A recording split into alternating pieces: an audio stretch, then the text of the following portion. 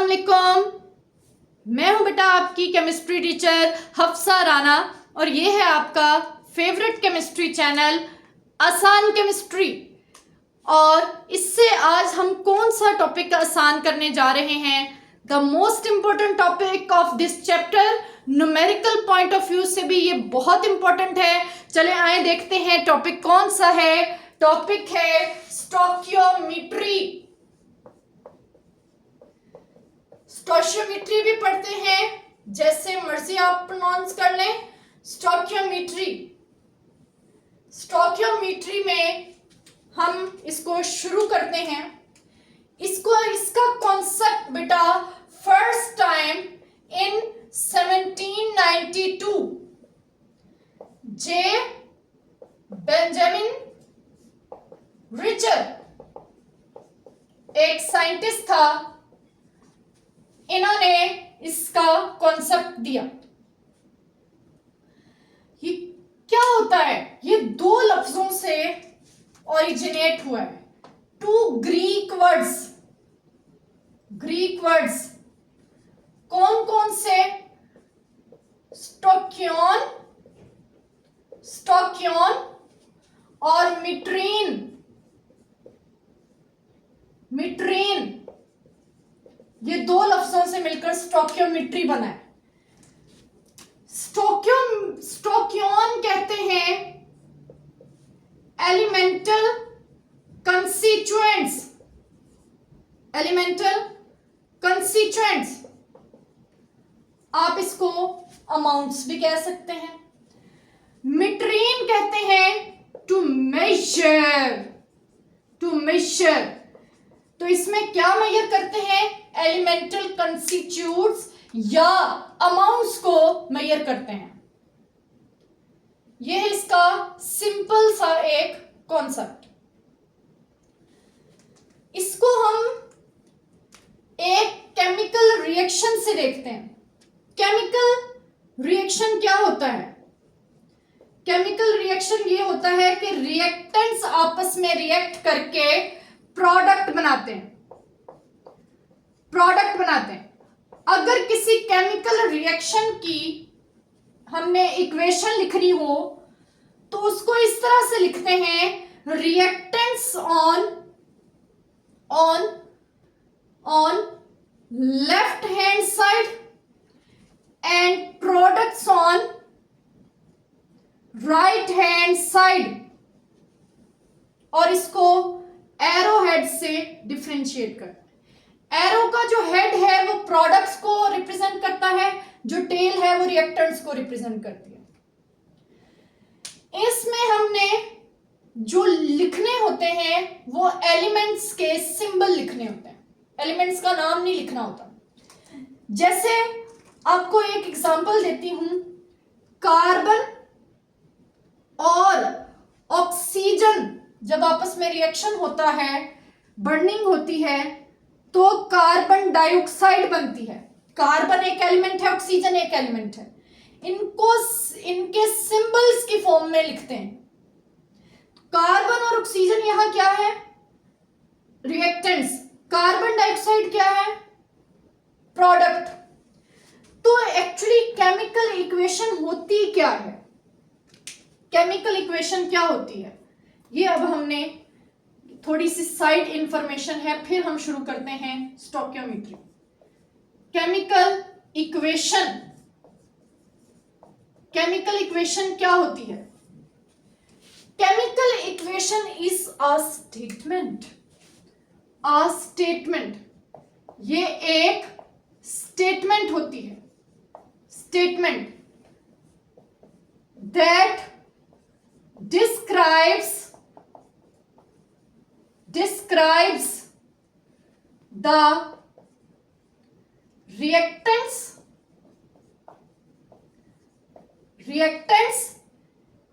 and product,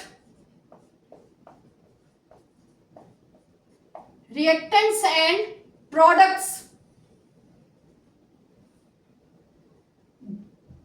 which represents in, ये reactants और products को रिप्रेजेंट करती है in terms of their symbols या chemical formula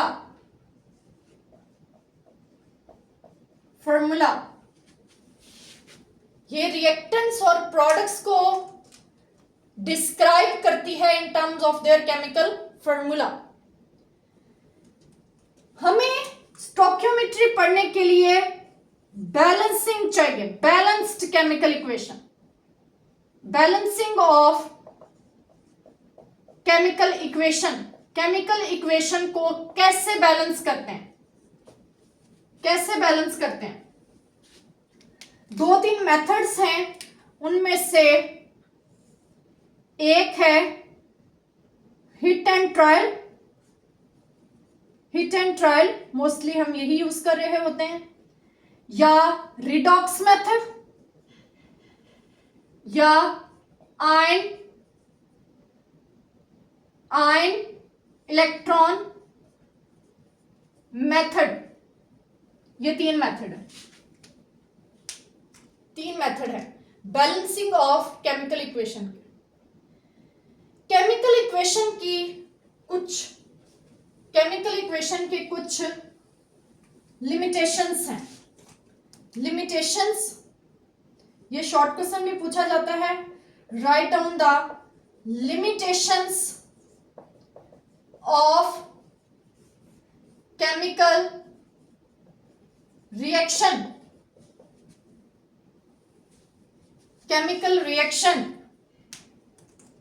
लिमिटेशंस, क्या लिमिटेशंस है? लिमिटेशन है it does not tell us the rate of reaction. ये रिएक्शन का रेट हमें बिल्कुल नहीं बताते।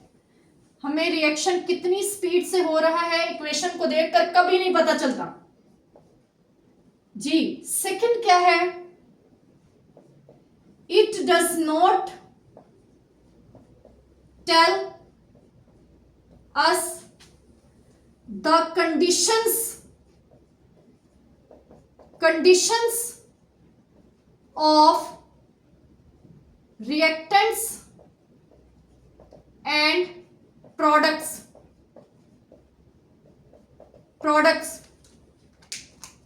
फॉर एग्जाम्पल, कार्बन ऑक्सीजन के साथ रिएक्शन करती है, कार्बन डाइऑक्साइड बनेगी। हमें नहीं पता ये कार्बन किस स्टेट में है। Condition, physical condition.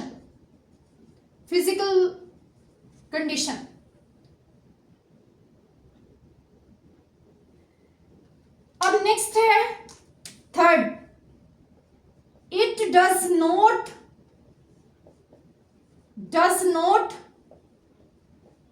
Give colour order of the reactants.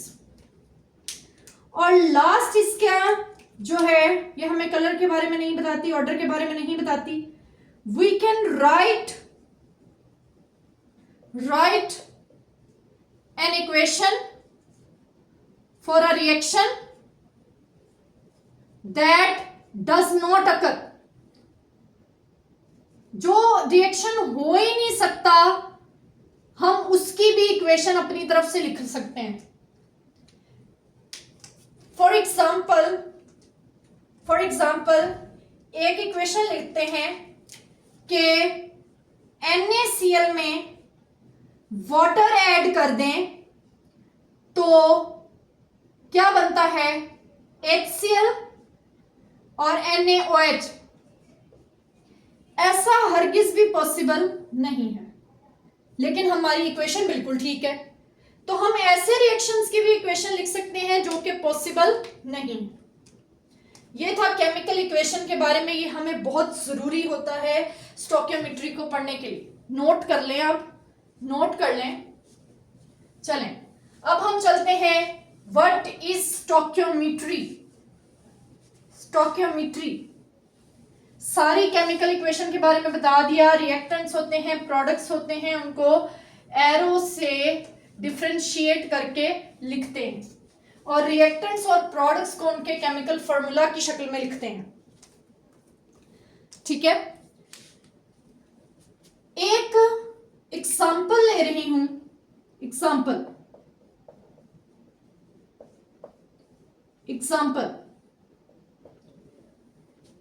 Example है वही carbon react with oxygen and carbon dioxide is form. यहां हमें पता चलता है कि कार्बन कितना है 12 ग्राम, ऑक्सीजन एक होता है 16, यहां 2 है 32 ग्राम। तो कितनी कार्बन डाइऑक्साइड बनेगी 44 ग्राम। ये है क्वांटिटीज। ये किसकी क्वांटिटीज हैं? ये हैं क्वांटिटीज रिएक्टेंट्स की। ये किसकी क्वांटिटी है? ये क्वांटिटी है प्रोडक्ट्स की। इतने 12 ग्राम कार्बन जब 32 ग्राम ऑक्सीजन के साथ रिएक्ट करेगी तो 44 ग्राम कार्बन डाइऑक्साइड बनेगी। ये जो एक हमने रिलेशनशिप पढ़ा है क्वांटिटीज का रिएक्टेंट्स और प्रोडक्ट्स के दरमियान, इसे ही स्टोइकियोमेट्री कहते हैं। और ये किसमें पढ़ा? इन अ बैलेंस्ड केमिकल इक्वेशन। ये पॉइंट हमने डिस्कस करना है कि ये इक्वेशन है और ये इक्वेशन बैलेंस्ड इक्वेशन है। तो अब मैं फिर से एक बार बोल दूं बेटा, ये एक रिलेशन है किसका? क्वांटिटीज का। किसकी क्वांटिटीज? रिएक्टेंट्स और प्रोडक्ट्स की क्वांटिटीज का रिलेशनशिप है।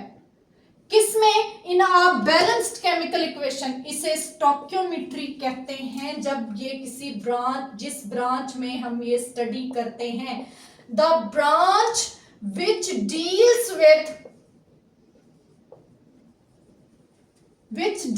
with quantitative relationship between reactants and products।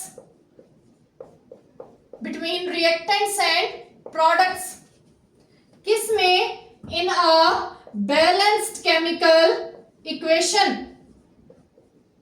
in a balanced chemical equation। इसको स्टोइकियोमेट्री कहते हैं। क्या हमने देखा बेटा?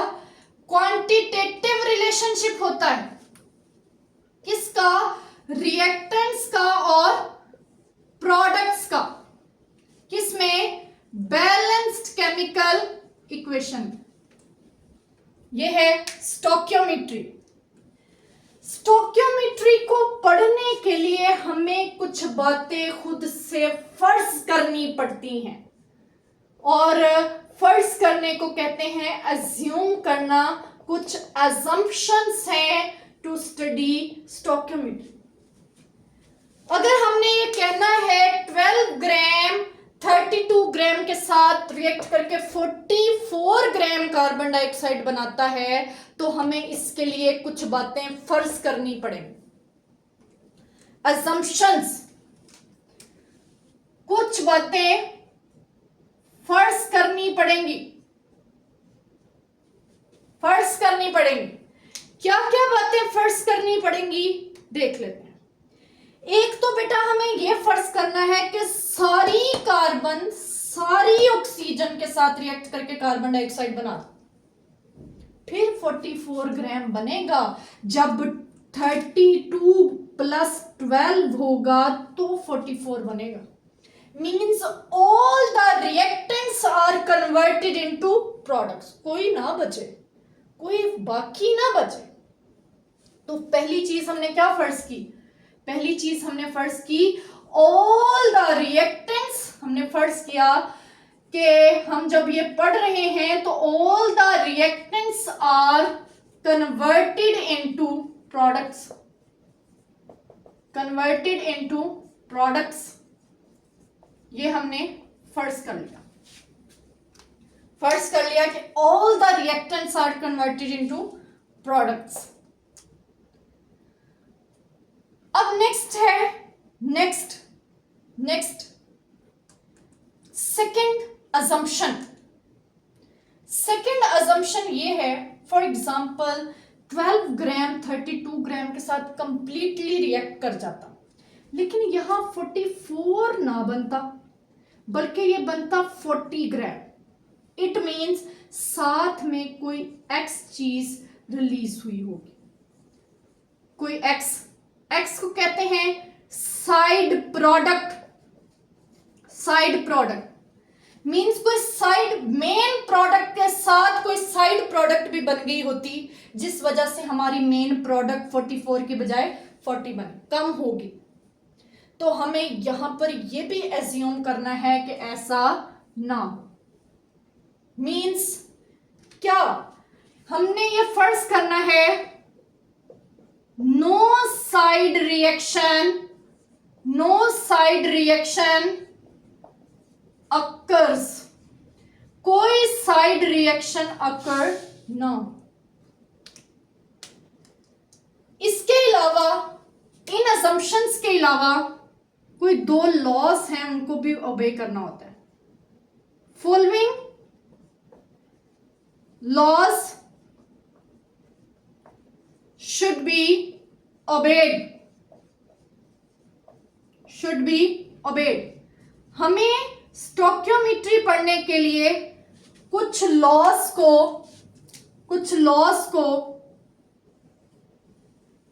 ओबे करना होता है। वो कौन से हैं? एक है law of conservation of mess. Conservation of mess, law of conservation of mess मेरे प्यारे से बच्चों को अच्छे से याद है। क्या है? Mass can neither be created nor be destroyed. ना तो बनता है ना खत्म होता है, बल्कि एक फॉर्म से दूसरी फॉर्म में कन्वर्ट होता है। ठीक है, अब ये सारा का सारा कन्वर्ट हो जाना चाहिए, कुछ डिस्ट्रॉय नहीं होना चाहिए। ये है law of conservation of mass. दूसरा law of definite proportions. Law of definite proportions, ये क्या है? लॉ ऑफ डेफिनेट प्रोपोर्शन कहता है कि आपने कार्बन का ऑक्सीजन के साथ रिएक्शन करवाया, कार्बन डाइऑक्साइड बन, जिसका फॉर्मूला आपने ये लिख दिया। ये टोटली रॉन्ग है। क्यों रॉन्ग है? यहां कार्बन और ऑक्सीजन की रेशो 1:2 है। अगर ये रेशो डिस्टर्ब हो गई, डेफिनेट प्रोपोर्शन कहते हैं रेशो को, डेफिनेट कहते हैं फिक्स्ड। ये जो केमिकल फॉर्मूलास होते हैं, इनमें एटम्स की रेशो फिक्स्ड होती है। अगर ये रेशो चेंज हो जाए तो हमारा पूरा रिएक्शन रॉन्ग हो जाता है। मीन्स C2O2 कोई चीज नहीं है, किसने बनना है? CO2 ने बनना है। यह है लॉ ऑफ डेफिनेट प्रोपोर्शन। मतलब अपनी तरफ से हम कोई चीज नहीं बना सकते, जो बनेगी उसे ही लिखेंगे, जो पॉसिबल है लॉ ऑफ डेफिनेट प्रोपोर्शन के अकॉर्डिंग उसे ही लिखेंगे। ठीक है जी, तो स्टोकियोमेट्री की डेफिनेशन होगी, इसकी अजम्पशंस होगी। ये बातें हमें बेटा फर्ज करनी है। ऐसा पॉसिबल नहीं है कि सारा रिएक्टेंट प्रोडक्ट में कन्वर्ट हो जाए, लेकिन स्टोकियोमेट्री पढ़ने के लिए हमने ये खुद से एज्यूम कर लेना है कि ऐसा ही हुआ है। All the reactants are converted into product. बेटा साइड प्रोडक्ट्स भी बनती हैं बहुत सारे रिएक्शन में, मोस्टली बनती हैं, लेकिन हमने यहां एज्यूम कर लेना है कोई साइड प्रोडक्ट नहीं बनी। ठीक है, अब हम पढ़ेंगे, अब हम क्या पढ़ेंगे, अब हम पढ़ेंगे इसमें न्यूमेरिकल टाइप क्वेश्चंस। उसको पढ़ने के लिए कुछ रिलेशनशिप आपके सामने लिख रही हूं, और उससे भी पहले कुछ शॉर्ट क्वेश्चंस डिस्कस कर लूं। बेटा एक शॉर्ट क्वेश्चन हो गया डिफाइन स्टोइकियोमेट्री। दूसरा short question, most important short question होता है ये assumptions, assumptions लिखें स्टोइकियोमेट्री की। इसमें से जो एक assumption है लॉ ऑफ कंजर्वेशन ऑफ मास, इसका एक अलग से भी क्वेश्चन आता है। क्वेश्चन ये होता है कि ड्यूरिंग स्टोइकियोमेट्रिक कैलकुलेशंस, क्या क्वेश्चन है, क्वेश्चन है during stoichiometric calculations law of conservation of mass should be obeyed. Stoichiometry पढ़ने के लिए, कैलकुलेशंस पढ़ने के लिए law of conservation of mass का ओबे होना जरूरी है। उसका आंसर मैंने आपको कर दिया है। अगर law of conservation of mass obey नहीं होगा तो 44 ग्राम कार्बन डाइऑक्साइड नहीं बनेंगे। हमने ये एज्यूम कर लेना है लॉ ऑफ कंजर्वेशन ऑफ मास के अकॉर्डिंग कि सारा मास एक फॉर्म से दूसरी फॉर्म में कन्वर्ट हो गया। ठीक है, अब ये एक शॉर्ट क्वेश्चन हो गया। अब हम पढ़ते हैं रिलेशनशिप, स्टोइकियोमेट्रिक कैलकुलेशंस के रिलेशनशिप्स। कोई और रिलेशनशिप ना समझ लीजिएगा, समझ सकते हैं, समझ सकते हैं, रिलेशनशिप समझ सकते हैं। हमारे मदर और फादर सबसे बड़ा रिलेशनशिप है हमारा। ओके, स्टोइकियोमेट्रिक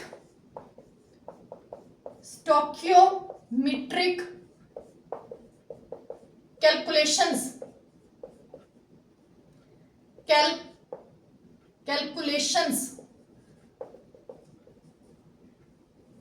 स्टोइकियोमेट्रिक कैलकुलेशंस में 4 रिलेशनशिप हम देखते हैं। Mass relationship, mass relationship. दूसरा होता है मोल रिलेशनशिप। ये दोनों सबसे ज्यादा इंपॉर्टेंट है। कुछ और भी हमें फायदा देते हैं, वो हैं मैस मोल रिलेशनशिप या मैस वॉल्यूम रिलेशनशिप।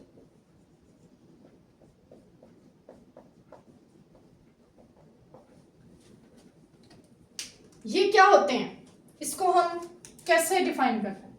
इसको हम इस तरह से डिफाइन करते हैं कि अगर हमें एक चीज गिवन है तो हम दूसरी कैलकुलेट कर सकते हैं, या अगर दूसरी गिवन है तो हम पहली चीज कैलकुलेट कर सकते हैं। If one thing is given,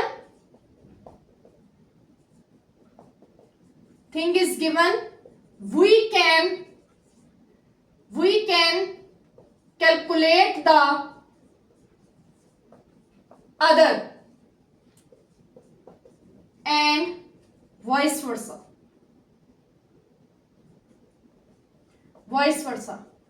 इस थिंग को हम सब्सटेंस कर लेते हैं। If one substance is given, if the mass of one substance is given, we can calculate the mass of other substance. If mole of one substance is given, we can calculate the mole of the other substance। ठीक है, चले next बेटा। इस सारे relationship को पढ़ने के लिए और न्यूमेरिकल्स को सॉल्व करने के लिए मैं आपको इक्वेशन में 3 चीजें रीड करना सिखा दूं। इक्वेशन है nitrogen N2 react with hydrogen H2 NH3 ammonia is form. क्या इक्वेशन बैलेंस है? बैलेंस है। यहां 2 नाइट्रोजन है, यहां 1 है, इसको बैलेंस करेंगे 2 लगाकर। हाइड्रोजन यहां 2 है, यहां 6 है, इसको बैलेंस करेंगे 3 लगा। अब ये बैलेंस। अगर हमें यहां से कहा जाए कि मोल के बारे में बताएं, इस इक्वेशन में मोल कैसे रीड करेंगे, और कहा जाए मैस को कैसे रीड करेंगे और वॉल्यूम को कैसे रीड करेंगे, ये इस लेक्चर का सबसे इंपॉर्टेंट पार्ट है जो अब मैं आपको बताने जा रहा हूं। सबसे इंपॉर्टेंट, इक्वेशन में मोल, मैस और वॉल्यूम कैसे रीड करते हैं। बेटा इक्वेशन में ये जो केमिकल फॉर्मूला होता है, इसके शुरू में जो एक्सपोनेंट कोएफिशिएंट होता है, coefficient is the number of moles. जहां कुछ नहीं लिखा होता वहां 1 होता है, तो 1 मोल ऑफ N2। क्लियर? अब यहां कितने हैं? 3, तो 3 मोल ऑफ H2। यहां कितने हैं? 2, तो 2 moles of NH3। When 1 mole of N2 react with 3 moles of hydrogen, 2 moles of ammonia is formed। फिर से बोल दूं, 1 mole of nitrogen react with 3 moles of hydrogen, 2 moles of ammonia is formed। mass, एक nitrogen होता है, निकालना सिखाया, molar mass कैसे निकालते हैं। एक नाइट्रोजन 14, तो 2 नाइट्रोजन 28 ग्राम्स। एक हाइड्रोजन 1, तो यहां टोटल मल्टीप्लाई करें 6 हाइड्रोजन, तो ये 6 ग्राम्स। नाइट्रोजन 14, हाइड्रोजन 3 17, कितने 17 मल्टीप्लाई बाय 2, कितना 34 ग्राम्स। तो चेक करें, law of conservation of mass obey हो रहा है। 28 ग्राम प्लस 6 ग्राम 34 ग्राम। बेटा ये हम मोल्स पर अप्लाई बिल्कुल नहीं करेंगे, ना ही वॉल्यूम पर करेंगे। ये law of conservation of mess है, तो ये मैस पर ही ओबे होगा। मोलर वॉल्यूम का टॉपिक आप पढ़ चुके हैं। जब कोई गैस, ये सिर्फ हमने डिस्कस करना है at standard temperature and pressure, और गैसेस के लिए, आइडियल गैसेस के लिए, जब कोई गैस 1 मोल होती है तो उसका जो वॉल्यूम होता है, मोलर वॉल्यूम होता है 22.414 डेसीमीटर क्यूब। अब यहां है 3 मोल्स, तो ये कितना हो जाएगा, 3 मल्टीप्लाई बाय 22.414 डेसीमीटर क्यूब। ये कितने मोल्स है, 2 मोल्स, तो 2 multiply by molar volume 22.414 decimetre cube. Equation को देखकर तो आप यहां कह सकते हैं when 22.414 decimetre cube reacts with 66 point something decimetre cube of hydrogen, तो 44 decimetre cube of ammonia is form. ठीक है, इसके बाद बेटा ये अगर आपको रीड करनी आ गई है, इक्वेशन में कौन कौन सी 3 क्वांटिटीज होती हैं गिवन, तो अगर वो रीड करना आ गया है तो न्यूमेरिकल्स आपके लिए इजी हो जाएंगे। वरना आप इसको फिर से सुन लें, मोल कोएफिशिएंट्स बताते हैं, एटम के साथ इसका कोई लिंक नहीं है। मैस हम पूरा मोलर मैस लिख देते हैं, और मोलर वॉल्यूम में हम मोलर वॉल्यूम 22.414 डेसीमीटर क्यूब को मोल्स के साथ मल्टीप्लाई कर देते हैं, तब ये वैल्यूज आ जाती हैं। ये है इक्वेशन में क्वांटिटीज को रीड करना, quantitative relationship between reactants and products in a balanced chemical equation that is called stoichiometry. और ये जो हमने सारी अमाउंट्स लिखी हैं, इनको कहते हैं स्टोइकियोमेट्रिक अमाउंट्स जो आपके सामने अभी मैंने ये सारी अमाउंट्स लिखी हैं, इन अमाउंट्स को कहते हैं स्टोइकियोमेट्रिक अमाउंट्स। क्या होती हैं स्टोइकियोमेट्रिक अमाउंट्स? स्टोइकियोमेट्रिक अमाउंट्स होती हैं, ये अमाउंट्स होती हैं द अमाउंट्स ऑफ किस की reactants and products, the amounts of reactants and products products किस में, in a balanced chemical equation is called stoichiometric amounts.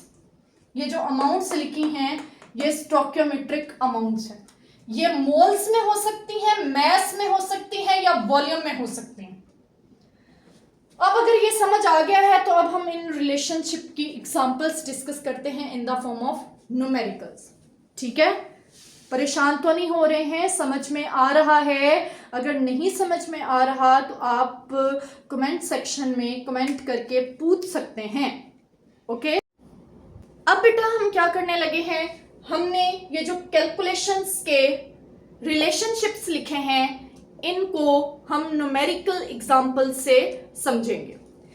तो आपके सामने मैं एक क्वेश्चन की स्टेटमेंट लिख रही हूं। मैं कहती हूं 6 gram of carbon is burned in the excess supply of oxygen. Excess supply of oxygen.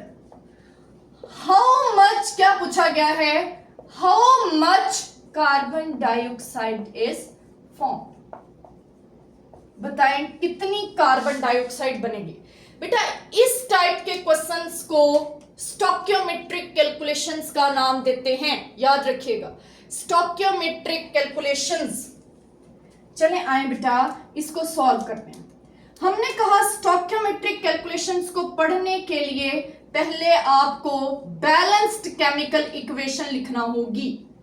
क्या है, carbon burned with oxygen and carbon dioxide is formed. ये है बैलेंस।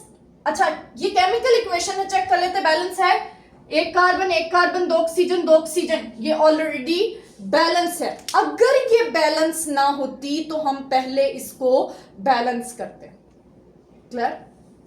चलें, अब हम कहते हैं पहली इंफॉर्मेशन जो हमें मिलती है वो मिलती है बैलेंस्ड केमिकल इक्वेशन से। पहली इंफॉर्मेशन इक्वेशन से मिलती है।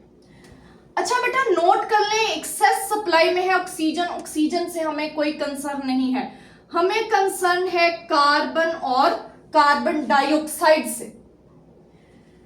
इक्वेशन बता रही है कि यहां एक कार्बन यूज हुआ है और एक कार्बन का मैस होता है 12 ग्राम, और इससे कितनी कार्बन डाइऑक्साइड बन रही है, 44 ग्राम।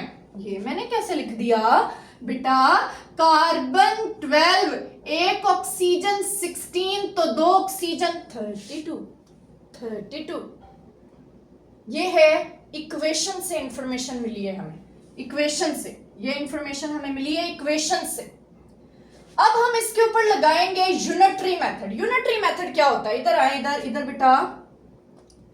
यूनिटरी मेथड होता है कि अगर 6 एप्पल्स की प्राइस आपको 60 रुपीस बता दी जाए तो बताएं एक एप्पल कितने का होगा। पता नहीं कितने का होगा, वैसे भी 6 एप्पल 60 रुपीस में तो नहीं आते, आ जाते हैं। ओके, 60 डिवाइडेड बाय 6, ये कैसे बेटा, कोई वैल्यू दी हुई हो और उससे एक की फाइंड करनी हो, यूनिट की फाइंड करनी हो तो डिवाइड कर देते हैं, right hand side divided by left hand side.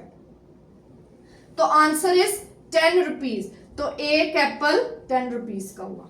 बहुत इंपॉर्टेंट कॉन्सेप्ट है बेटा, ये बहुत ज्यादा इंपॉर्टेंट। ये मैंने अब लगा देना है जी। मैंने कहा 1 ग्राम कार्बन होती तो कितना बनता, 44 डिवाइडेड बाय 12 ग्राम्स। इसका यहां पर भी आंसर लिख सकते हैं, नहीं लिखना चाहते तो कोई प्रॉब्लम नहीं है। ये मैंने कैसे किया, ये मैंने लगाया यूनिटरी मेथड। ठीक है, अब हम चलते हैं गिवन से। गिवन क्या है, गिवन चेक करें। गिवन है 6 ग्राम ऑफ कार्बन होती तो कितनी कार्बन डाइऑक्साइड बनती? 6 ग्राम से। तो देखते हैं, अब पता नहीं कैसे निकलेगा, आए बताती हूं।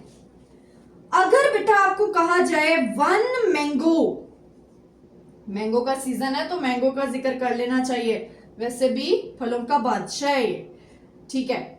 अगर 1 मैंगो 20 रुपीस का है तो बताएं 5 मैंगोज कितने के होंगे? 5 मैंगोज पहले था कोई वैल्यू दी हुई थी, 1 की फाइंड करनी थी तो डिवाइड कर दिया। अब 1 की दी हुई है, किसी और वैल्यू के लिए फाइंड करनी है तो बेटा इन दोनों को मल्टीप्लाई कर दें तो 5 मैंगोज आ जाएंगे 100 रुपीस के। बहन भाइयों से बांट कर खाने हैं, अकेले अकेले नहीं खाने। तो यहां से एक इंतहाई इंपॉर्टेंट कैलकुलेशंस करने के लिए कॉन्सेप्ट हमारी समझ में आ गया कि कोई वैल्यू दी हो अदर देन 1 की फाइंड करनी हो तो डिवाइड कर देते हैं, 1 की दी हुई हो कोई और फाइंड करनी हो तो मल्टीप्लाई। ओके, तो 6 ग्राम्स के लिए क्या होगा? 6 ग्राम के लिए ये वैल्यू दी हुई है। अब इसको आप डिवाइड करके भी लिख सकते हैं, एज इट इज भी लिख सकते हैं। मल्टीप्लाई करेंगे, अब ज्यादा से 1 करना था तो डिवाइड, 1 से ज्यादा करना है तो मल्टीप्लाई। इसको कैंसिल किया, आंसर इज 22 ग्राम क्या बनी? Carbon dioxide. किससे? 6 ग्राम ऑफ ऑक्सीजन से। तो 12 ग्राम कार्बन से 12 ग्राम कार्बन से 44 ग्राम कार्बन डाइऑक्साइड बनती है, तो 6 ग्राम से कितनी बनती है? यस। अब बेटा अगली चीज ये डिस्कस करनी है, ये जो 6 ग्राम था ये गिवन था और ये क्या था? मैस। ये हमने फाइंड किया है, लेकिन ये भी क्या है? मैस। कौन सा रिलेशनशिप हो गया? एक मैस गिवन है, दूसरा मैस फाइंड कर लिया, that is mass relationship. Clear हुआ बेटा? नोट कर लें, ये इंपॉर्टेंट एग्जांपल है आपके लिए क्योंकि आपकी ये बेस बनाएगी। इंपॉर्टेंट। अब इससे थोड़ी सी लेवल इंक्रीज करके हम लेवल इंक्रीज करके एग्जांपल को डिस्कस करते हैं। परेशान बिल्कुल नहीं होना है, हम अगली एग्जांपल डिस्कस करने लगे हैं। अगली एग्जांपल जी, तो अगली एग्जांपल क्या है? अगली एग्जांपल है question 56 gram of iron reacts with excess of oxygen. How much Fe2O3 is formed? ये उसी की तरह की, उसी पैटर्न की ये एग्जांपल है। सबसे पहले क्या कर लेंगे? इक्वेशन लिख लेंगे। Equation, iron reacts with oxygen, तो क्या बनता है? Fe2O3। बैलेंस करना है, बैलेंस। आयरन यहां 1 है, यहां 2 है, यहां 2 ऑक्सीजन है, यहां 3 ऑक्सीजन है। पहले हमें इस ऑक्सीजन को बेटा इवन नंबर में कन्वर्ट करना होगा, वरना हम इसको बैलेंस नहीं कर पाएंगे, वरना फ्रैक्शन बनेगी। तो हमने 2 से मल्टीप्लाई कर दिया। अब सारी इक्वेशन बैलेंस हो जाएगी। कितने आयरन? 4। कितने ऑक्सीजन? 6। इक्वेशन को पहले बैलेंस करना जरूरी है, बैलेंस करना जरूरी है। ओके, अब बेटा इक्वेशन हमें क्या इंफॉर्मेशन देती है? इक्वेशन, और ये भी नोट कर लें कि हमने इन दोनों का रिलेशनशिप पढ़ना है, इससे हमें कोई गर्ज नहीं है। इक्वेशन हमें कहती है कि 4 आयरन है, 4 आयरन है, ठीक है। एक आयरन होता है 56, तो 4 आयरन कितने हो जाएंगे? 4 मल्टीप्लाई बाय 56। ऐसे ही लिखना है, ऐसे ही लिख सकते हैं, मल्टीप्लाई करके आंसर लिखना है वो लिख सकते हैं। तो चले हम आंसर लिख लेते हैं 224 ग्राम्स। इससे कितना आयरन ऑक्साइड बन रहा है नोट कर लेते हैं। ये 56 है, मल्टीप्लाई बाय 2 प्लस एक ऑक्सीजन 16, तो 3 ऑक्सीजन 48। बेटा मोलर मैसेज आपको अच्छे से निकालने आने चाहिए, ठीक है। तो इसका आंसर क्या बन जाएगा, इसको जल्दी से कैलकुलेट कर लेते हैं। 2 112 48 और ये हो गया 0 5 और 6 और 1 मल्टीप्लाई बाय 2, ये हो जाएगा 320 ग्राम। ये इंफॉर्मेशन हमें मिली कि 224 ग्राम से 320 ग्राम आयरन ऑक्साइड बनता है। अगली इंफॉर्मेशन मिलेगी यूनिट मेथड लगा कि अगर ये 1 ग्राम होता तो ये 320 डिवाइडेड बाय 224 हो जाता। गिवन क्या है बेटा, गिवन चेक कर लें। गिवन है 56 ग्राम ऑफ आयरन, तो ये हो जाएगा 320 डिवाइडेड बाय 224। अब इस स्टेप में मल्टीप्लीकेशन करनी है, इसको डिवाइड करेंगे, ये 4 आ जाएगा, इसको इससे डिवाइड करेंगे तो ये आ जाएगा 80 ग्राम। 80 ग्राम। तो क्या हमें समझ में आया, 56 ग्राम से 80 ग्राम बनता है। अगेन मैस रिलेशनशिप, ठीक है, ठीक है। उम्मीद है आपको समझ आ गई होगी। दूसरा है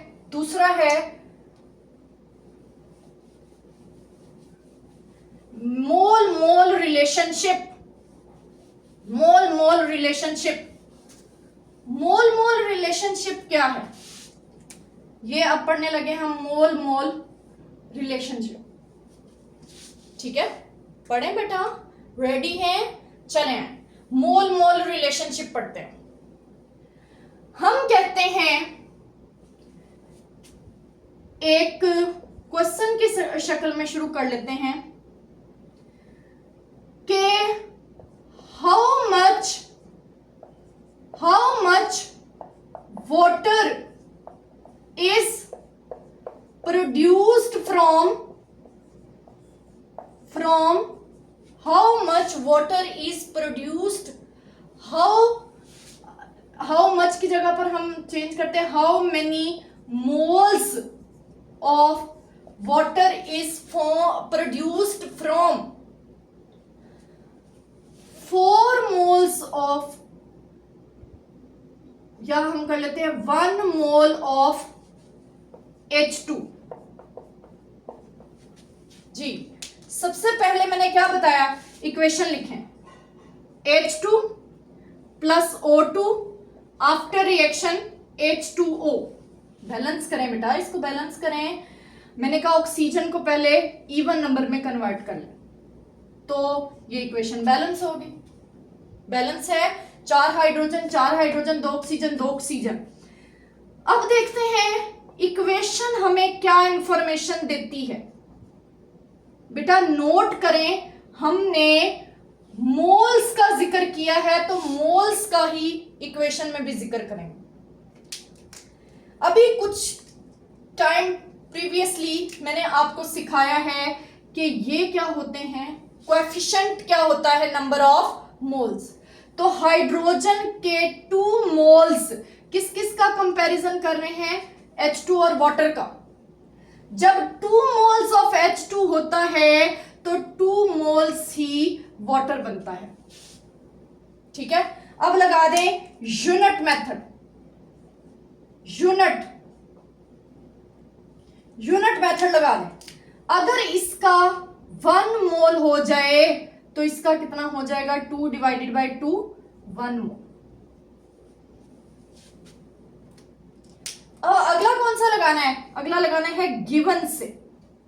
गिवन कितने हैं, गिवन है बेटा H2 के कितने मोल्स गिवन है, 1 मोल गिवन है। क्या बेटा हम 1 मोल वाली कैलकुलेशन ऑलरेडी कर नहीं चुके, तो दोबारा से करने की जरूरत है। तो 1 मोल H2 से 1 मोल ही वाटर बनेगा। ये है बेटा मोल्स, ये भी क्या है, मोल्स। तो ये कौन सा रिलेशनशिप हुआ, मोल मोल रिलेशनशिप। इसके साथ ही अगली एक एग्जांपल करते हैं, थोड़ी सी अच्छे लेवल की एग्जांपल करते हैं, ठीक है। अब एग्जांपल है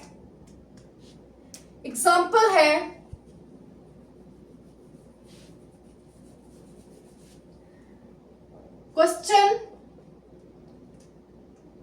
how many moles of glucose is required to produce how many moles of glucose is required to produce 12 moles of CO2। जी नोट कर लें क्या क्या चीजें हैं, ग्लूकोज है और कार्बन डाइऑक्साइड है। इक्वेशन लिखते हैं, C6H12O6 ये ग्लूकोज होता है। जब ये इसको हम ऑक्सीजन के साथ रिएक्ट करवाते हैं, या आप कह लें इसकी कंबसन करवाते हैं in the presence of excess oxygen, तो ये कार्बन डाइऑक्साइड और वाटर में कन्वर्ट हो जाता है। पहले ऑक्सीजन को इवन कर ले। कैसे इवन करेंगे, हम करेंगे 6 ऑक्सीजन यहां पर हैं, 2 ऑक्सीजन यहां पर हैं, ठीक है। ये भी तरीका ठीक नहीं है। अगर हम ये कर लें कि हम पहले कार्बन को कर लें, कार्बन 6 कार्बन पूरे हो गए। अब हमें ऑक्सीजन का आइडिया लगाना इजी हो जाएगा। यहाँ है 6 और 2, यहाँ है 6 2 12 और 1। अगर हम इसको 2 से मल्टीप्लाई कर दें तो ये कितने हो जाएंगे, 6 2 12, नहीं, इसको भी 6 से मल्टीप्लाई करेंगे हाइड्रोजन, ठीक है। ओके, अब आ जाएगा 6 कार्बन डाइऑक्साइड, 6 वाटर। अब इसको ऑक्सीजन निकाल लेते हैं 12 और 6 18, यहां 6 है और यहां पर किससे मल्टीप्लाई कर देंगे, यहां पर 6 ऑलरेडी है, हमने 18 बनाना है, तो इसको हम मल्टीप्लाई कर देंगे 6 से,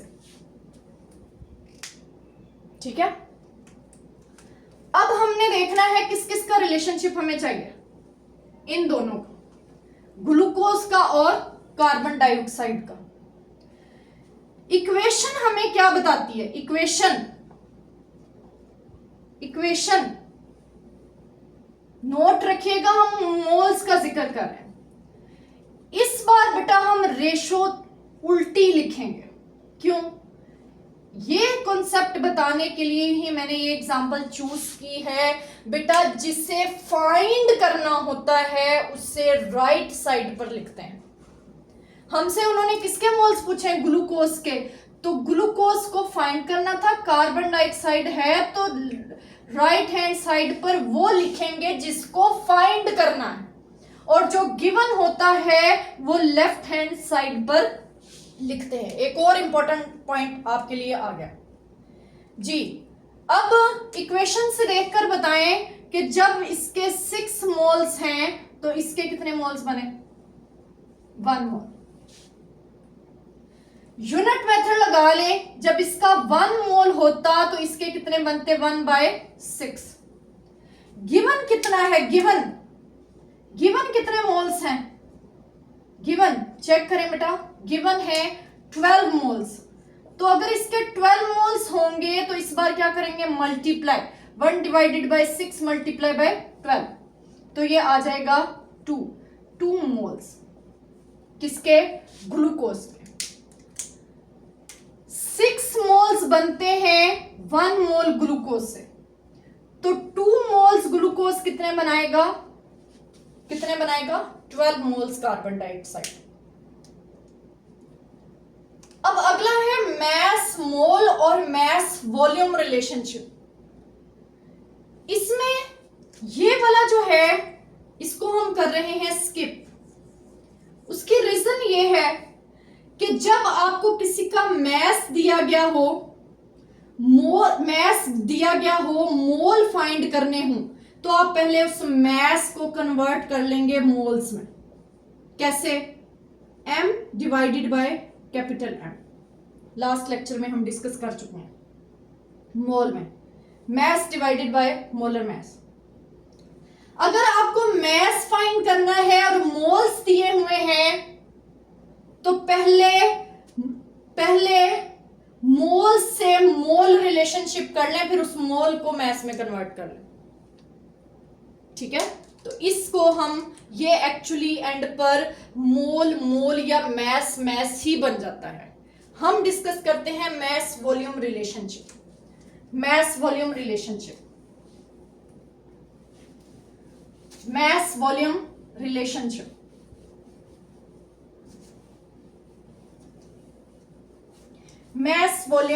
रिलेशनशिप अब ये वाला हम करने लगे। क्वेश्चन है, how many grams of N2 is required to produce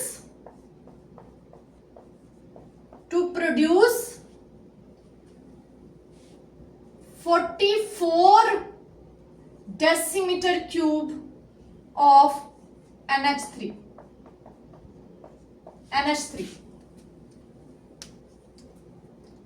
बेटा आपको पता है ये सिर्फ गैसेस पर ही अप्लाई होता है, गैसेस और एसटीपी पर। चलें, मोलर वॉल्यूम का कॉन्सेप्ट है, लास्ट लेक्चर में हम डिस्कस कर चुके हैं। सबसे पहले क्या लिखेंगे, इक्वेशन लिखेंगे। नाइट्रोजन हाइड्रोजन के साथ रिएक्ट करके अमोनिया बनाती है, हेबर्स प्रोसेस। ये इक्वेशन सब बच्चों को याद है। इसको बैलेंस कर लेते हैं, 2 नाइट्रोजन 2 ही यहां पर आ जाएगा, 6 हाइड्रोजन हो गए तो 3 यहां पर आ जाएगा। जरा ये चेक कर लें कि क्या गिवन है। बेटा इसका वॉल्यूम गिवन है और इसका मैस फाइंड करना है। ठीक है, ओके, अब हम शुरू करते हैं। ये थोड़ा सा कॉम्प्लेक्स है क्योंकि हम इजी वाले कर चुके हैं। अब हम थोड़ा सा कॉम्प्लेक्स देखते हैं। इक्वेशन, बेटा मैंने कहा जो गिवन होता है उसे राइट हैंड साइड लिख लें। ठीक है, और जो फाइंड करना है उसे लेफ्ट हैंड साइड लिख लें। राइट हैंड साइड, जो गिवन होता है उसे लेफ्ट हैंड साइड लिख लें और जो फाइंड करना है उसे राइट हैंड साइड लिख लें। ओके, अब हम इक्वेशन से देखेंगे। इक्वेशन से इसका है 1 मोल और 1 मोल के लिए वॉल्यूम कितना होता है, 22.414 डेसीमीटर क्यूब। इसके हैं बेटा इक्वेशन में 2 मोल्स और 2 मोल्स के लिए कितने होते हैं, मोल से मल्टीप्लाई करते हैं। तो NH3 इक्वेशन के अकॉर्डिंग कितना है, 2 मल्टीप्लाई बाय 22.414 डेसीमीटर क्यूब। तो नाइट्रोजन कितनी है, 22.414 डेसीमीटर। यूनिटरी मेथड लगाएं, 1 डेसीमीटर क्यूब के लिए कितना हो जाएगा, 22.414 डिवाइडेड बाय 2 मल्टीप्लाई बाय 22.414। इसको कैंसल कर, क्या बच गया, 1/2। हमने कितने वॉल्यूम के लिए फाइंड करना है, वॉल्यूम कितना, वॉल्यूम है जी, कितना वॉल्यूम है, 44 डेसीमीटर क्यूब। इससे हमने 1/2 मल्टीप्लाई बाय 44 कर लिया, तो आंसर इज 22। लेकिन बेटा ये तो आया है 22 डेसीमीटर क्यूब, ये तो नाइट्रोजन का वॉल्यूम आया है, और ये तो नाइट्रोजन का वॉल्यूम आया है 22 डेसीमीटर क्यूब। हमें क्या चाहिए, हमें ग्राम्स चाहिए। थोड़ी सी अब कॉम्प्लेक्स हमें करनी पड़ेगी। 22 डेसीमीटर क्यूब ऑफ नाइट्रोजन कैसे करेंगे? 1 मोल कितने का होता है? 22.414 डेसीमीटर क्यूब का। यहां कितने हैं? यहां भी 22 डेसीमीटर क्यूब ही हैं। इट मीन्स ये कितने मोल्स हुआ? 1 मोल हुआ। क्लियर है ये बात? इट मीन्स ये कितने मोल्स है? 1 मोल। जब बेटा आपके पास नाइट्रोजन के मोल्स आ चुके हैं तो आप N is equal to M divided by M, mass divided by molar mass का फॉर्मूला लगाएंगे। मोल्स को इसके मोलर मैस से मल्टीप्लाई कर देंगे, इसके मोल्स हैं 1 और नाइट्रोजन का मोलर मैस होता है 28। एक नाइट्रोजन 14, तो दो नाइट्रोजन 28, तो आंसर इज 24 ग्राम्स। इसको नोट कर लें बेटा और इसको आहिस्ता आहिस्ता समझिएगा, खुद करने की कोशिश करिएगा। मैंने कॉम्प्लेक्स वाला एक आपके सामने करवा दिया है क्योंकि एमडी कैट में इसी तरह का ही एमसीक्यू आपको दिया जाता है, ठीक है। और ये पास्ट पेपर से लिया गया ही एमसीक्यू है, एमडी कैट के पास्ट पेपर से लिया गया एमसीक्यू, ठीक है। यहां से आपको ये सारे रिलेशनशिप क्लियर हो गए। अब बेटा हम इन्हीं रिलेशनशिप्स को यूज करके, स्टोकियोमेट्री का कॉन्सेप्ट यूज करके एक इंपॉर्टेंट एग्जाम्पल कर लेते हैं। थोड़ी लेंथी होगी, परेशान बिल्कुल नहीं होना है, हम इसको सॉल्व कर लेंगे। ओके, फ्रेम चेक करने दें।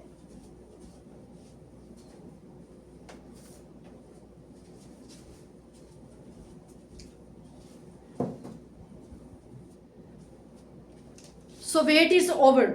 हम करने लगे हैं एग्जाम्पल। उसकी स्टेटमेंट लिख लेते हैं। स्टेटमेंट है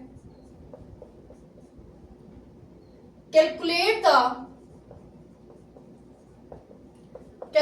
the number of grams of K2SO4 and water when 14 gram of KOH reacted with H2SO4.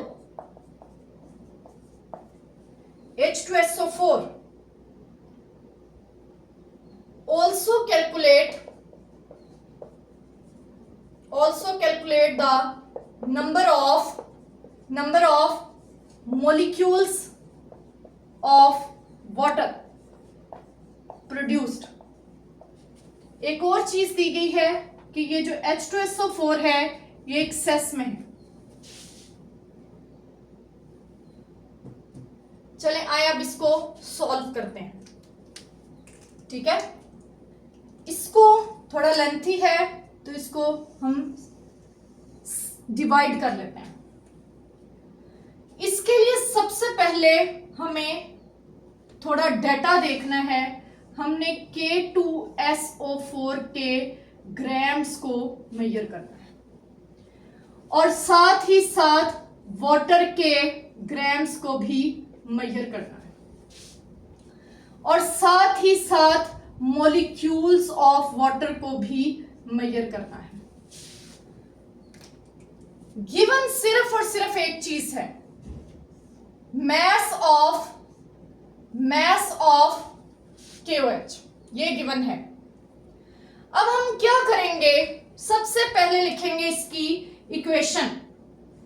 H2SO4 जब KOH से रिएक्ट करता है तो दो चीजें बनती हैं जो मेंशन है, K2SO4 प्लस वाटर। इक्वेशन को बैलेंस करते हैं, पोटाशियम को सबसे पहले तो यहां 2 आ जाएगा, SO4 बैलेंस, K और K बैलेंस। अब आ जाते हैं ऑक्सीजन की तरफ, यहां पर 2 लगा देंगे, 2 ऑक्सीजन, हाइड्रोजन चेक कर लेते हैं, 4 हाइड्रोजन, और यहां पर भी 2 और 2 4 हाइड्रोजन। हमें किस किस का कंपैरिजन करना है, पहले हमने चेक करना है कि KOH से कितना K2SO4 बनता है, फिर हमने चेक करना है कि KOH से कितना वाटर बनता है। सबसे पहले टू फाइंड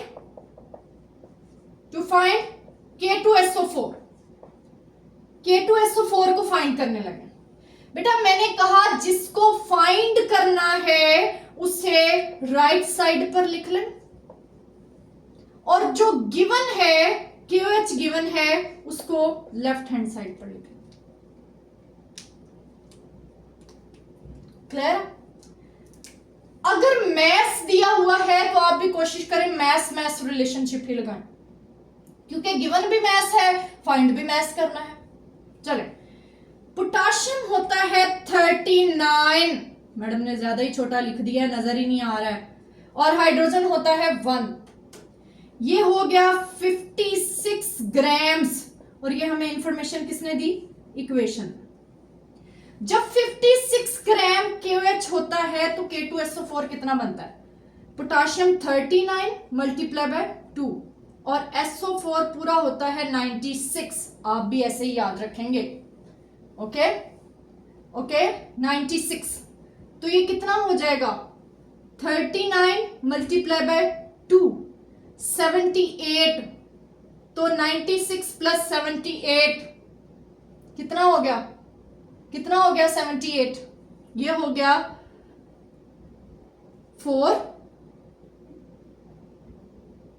174 ग्राम। 174 ग्राम कर लेंगे बेटा, कर लेंगे। ओके, अब हम चलते हैं यूनिट मेथड लगाने की तरफ।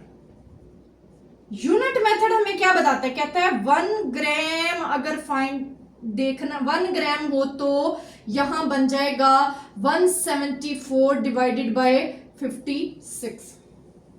अभी हम इसको डिवाइड नहीं करें, हम अगले पर चलते हैं, गिवन पर।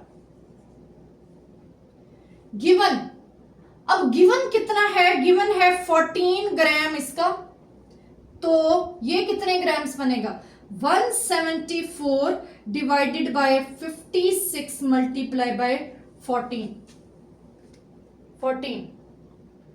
कितना बन जाएगा, ये बन जाएगा, हम इसको कैलकुलेट कर लेते हैं, ये बन गया 0.125।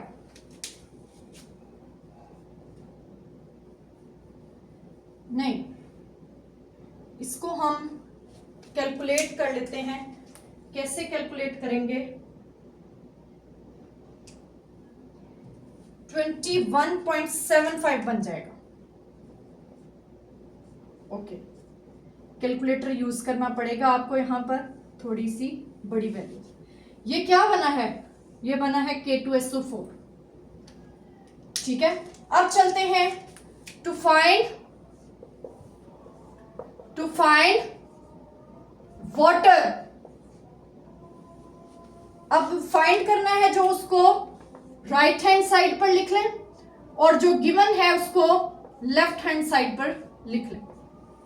इक्वेशन हमें क्या इंफॉर्मेशन देती है, सबसे पहले वो कहती है कि इसके 56 ग्राम हो तो ये 18 ग्राम बनता है, और यूनिट मेथड हमें क्या इंफॉर्मेशन देता है कहता है कि अगर इसका 1 ग्राम हो तो ये 18 डिवाइडेड बाय 56 ग्राम्स बनता है।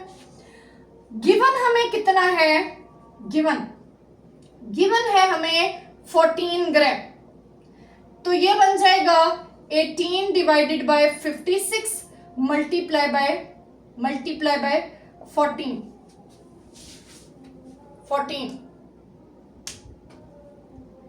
ठीक है, इसका भी हम आंसर कैलकुलेट कर लेते हैं। इसका आंसर आ जाएगा 4.5 ग्राम्स। 4.5 ग्राम्स।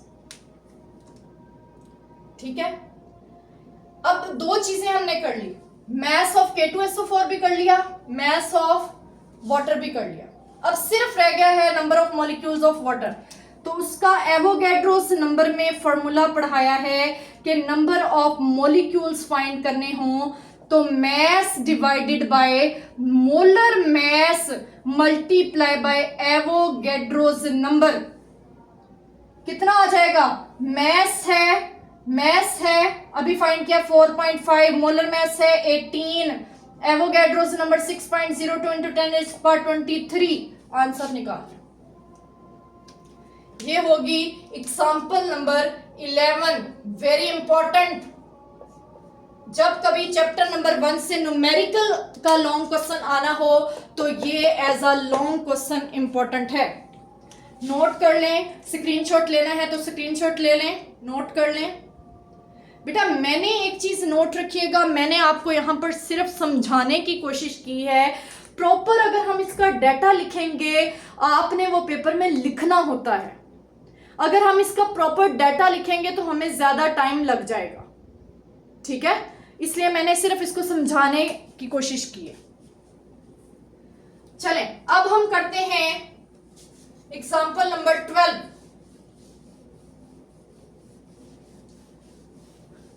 Example number 12। चलें, एग्जाम्पल नंबर 12। एग्जाम्पल नंबर 12 क्या है, उसकी स्टेटमेंट नोट कर लेते हैं। उसकी स्टेटमेंट क्या है, magnesium metal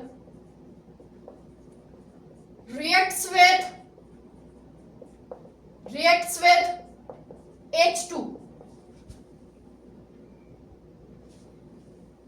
HCl to give H2 gas. What is the minimum volume of HCl is required to produce 12.1 gram of H2? Density दी हुई है, डेंसिटी ऑफ HCl वो है 1.14 ग्राम पर सेंटीमीटर क्यूब। ये दी हुई है और साथ ही साथ आपको इक्वेशन भी लिख कर दी हुई है। Magnesium reacts with HCl, MgCl2 बनता है और साथ में हाइड्रोजन गैस रिलीज होती है। बैलेंस कर लें, H2 है तो यहां पर 2 लगा दें, ये MgCl2 बनता है, बैलेंस हो चुकी है। अब बेटा चेक कर लें आपको क्या क्या गिवन है। ऐसा लग रहा है जैसे कुछ भी गिवन नहीं है। 12 ग्राम ऑफ H2 गिवन है और क्या फाइंड करना है, HCl फाइंड करना है। मींस इन दोनों का आपस में रिलेशनशिप है। जो गिवन है उसे लेफ्ट हैंड साइड पर लिख लें और जो फाइंड करना है उसे राइट हैंड साइड पर लिख लें। उससे पहले एक और काम कर लें, इस मैस को मोल्स में कन्वर्ट कर लें। तो कितने हो जाएंगे, mass divided by molar mass, H2 का molar mass 2, तो ये आ जाएगा 6 moles। अब इक्वेशन पे चलते हैं। सबसे पहली इंफॉर्मेशन इक्वेशन से, H2 के कितने मोल्स बनते हैं? 1। किससे? 2 मोल्स ऑफ HCl से। यूनिट मेथड लग चुका है, हमने अब गिवन लगाना है। गिवन है 6 मोल से कितने बनेंगे? 2 मल्टीप्लाई बाय 6। फिर से चेक कर लें, 1 मोल H2 बनती है HCl से, कितने से?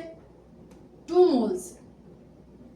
1:2, तो 6 के लिए कितना हो जाएगा? 2 मल्टीप्लाई बाय 6, 12 मोल्स। ठीक है। अब हमने चूंकि वॉल्यूम फाइंड करना है और फॉर्मूला लगाना है m/v का, तो हम फाइंड कर लेते हैं HCl का मैस ऑफ HCl। कैसे फाइंड करेंगे? Number of moles multiply by it's molar mass.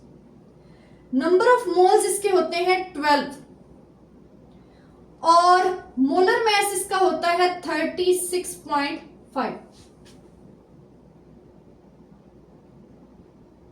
ठीक है, इसको मल्टीप्लाई कर लेते हैं।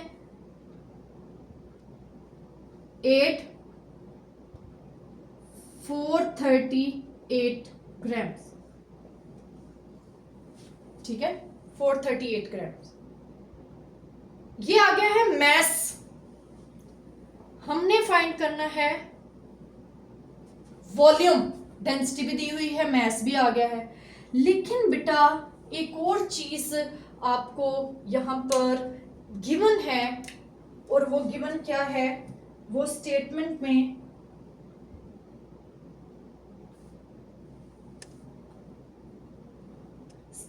में लिखा हुआ है कि ये जो HCl सॉल्यूशन है ये है 27% बाय वेट। ये भी गिवन है, 27% बाय वेट। क्या करेंगे अब? ये बेटा बनता है, हम चेक करते हैं कैसे। 27% का मतलब है 100 में से 27 means 27 gram HCl present in HCl solution. 100 के 27% का मतलब होता है 100 में से सिर्फ 27 जो है वो HCl है। यूनिटरी मेथड लगा दें, 1 ग्राम तो 100 डिवाइडेड बाय 27।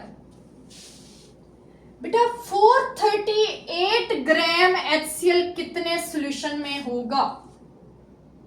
क्योंकि हमें यहां डेंसिटी ऑफ HCl सॉल्यूशन ही दिया हुआ है, तो ये हो जाएगा 100 divided by 27 multiply by 438।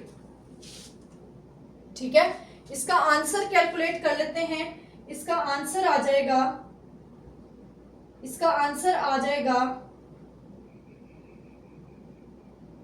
1622 grams. ये आया है HCl सॉल्यूशन, और ये था बेटा ओनली HCl। सॉल्यूशन में पानी भी होता है, ऐसे है एक्चुअली बेटा ये कि ये सॉल्यूशन है। ठीक है, इसमें इतना हिस्सा HCl है, बाकी वाटर है, और इस सारे को क्या कहते हैं? इस सारे को सॉल्यूशन कहते हैं। अब हम फॉर्मूला लगा लेते हैं, density is equal to m/v। Density कितनी दी हुई है? डेंसिटी 1.14। मैस कितना आया है? इतना। वॉल्यूम फाइंड कर लें, इसको यहां ले जाएं, इसको यहाँ ले जाएं, डिवाइड करके आंसर निकाल लें। और यहाँ पर बेटा हमारा स्टोइकियोमेट्री का एक बहुत लंबा लेक्चर ख़त्म हुआ। उम्मीद है आपको समझ आ गई होगी। बेटा अगर आप MD CAT point of view से करेंगे तो आप ये न्यूमेरिकल पोर्शन लाजमी करें। अगर आप सिर्फ पार्ट 1 के पेपर के लिए कर रहे हैं तो आप न्यूमेरिकल से पहले वाला पोर्शन करें, दैट्स इनफ। ओके बेटा, हंसते रहें, मुस्कुराते रहें। आपकी प्यारी सी टीचर की तरफ से, हफ्सा राना की तरफ से आपको अल्लाह हाफिज।